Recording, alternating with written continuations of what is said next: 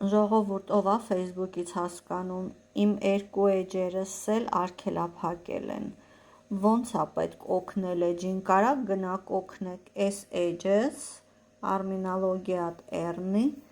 մեկ էլ են մյուս էջս, երկուսին էլ պետքա օգնել, մյուսն էլ, մյուսն էլ էռնը արմենոլոգ, երկուսին էլ օգնություն է պետք, Այս էջս, մեկը հիմա իմ այս էջիս վրա բողոք է ուղարկել, որ իբր թե սուտ էջ է, ու գիտեք ինչի համար, որովհետև որն էր Human Rights-ի պրավազաշիտնիկների էջում գրել էի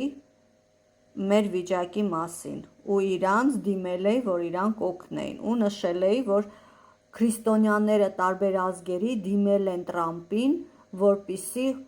Տրամպը ուշադրություն դարձնի, որ այս վիճակն է կատարվում Ադրբեջանի կողմից հայ քրիստոնյաների նկատմամբ, ու մի հատ ապուշ ամերիկացի կատաղել է ու իմ էջիս վրա բողոք է ուղարկել ու ինձ էլ գրեց, ասում է ես քո էջի վրա բողոքել եմ որպես սուտ էջ, որովհետև դու ինադու բացել ես այդ էջը, որ մեր Ամերիկայի մասին վատ բաներ խոսաս։ Պատկերացնում եք ինչ ապուշ է։ Ես ընդհանրապես Ամերիկայի մասին չեմ խոսացել։ Գրել եմ, որ օգնեք մեզ, մենք դիմում ենք, ցույց եմ տալիս, որ Ամերիկայի ապրող քրիստոնյաները, տարբեր կոպտերը, գրեկերը, հունացիները, կոպտերը ու մի քանի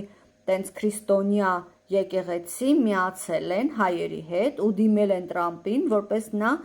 որպեսզի նա օգնի հայ քրիստոնյաներին Հայաստանում Ադրբեջանից։ Օգնություն ենք խնդրել ու ես ուղղակի դա գրել եմ, դա օֆիցիալ լուր էր, ես դա գրել եմ։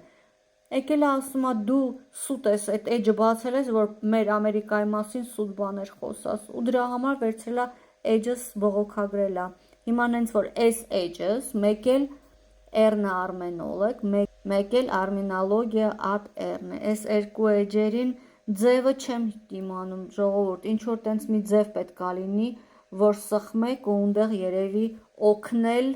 էջին, տենց մի բան լինի, կամ հետաքրքրվեք էլի, ոնց են անում, կամ եթե ինչ որ հայերի խումբեր կա, որ ասում է, Դավիթը ասում է, եթե 100 հոգի գրում են, օգնում է, դա բացում են։ Ես բողոքագրել եմ, սպասում եմ պատասխանի, բայց մեծ հույս չունեմ։ Դուք մի հատ փորձեք էլի, ով կարա։